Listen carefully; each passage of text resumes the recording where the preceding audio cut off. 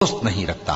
جن مسلمانوں سے خواہ مخواہ لڑائی کی جاتی ہے ان کو اجازت ہے کہ وہ بھی لڑیں، کیونکہ ان پر ظلم ہو رہا ہے، اور اللہ ان کی مدد کرے گا، وہ یقیناً ان کی مدد پر قادر ہے۔ یہ وہ لوگ ہیں کہ اپنے گھروں سے ناحق نکال دیے گئے، انہوں نے کچھ قصور نہیں کیا، ہاں یہ کہتے ہیں کہ ہمارا پروردگار اللہ ہے۔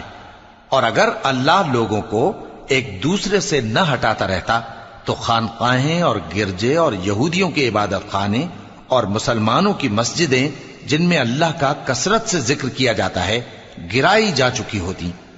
اور جو شخص اللہ کی مدد کرتا ہے اللہ اس کی ضرور مدد کرتا ہے، بے شک اللہ توانا ہے، غالب ہے۔ یہ وہ لوگ ہیں کہ اگر ہم ان کو ملک میں حکومت دے دیں تو نماز قائم کریں اور زکوٰۃ ادا کریں اور نیک کام کرنے کا حکم دیں اور برے کاموں سے منع کریں، اور سب کاموں کا انجام اللہ ہی کے اختیار میں ہے۔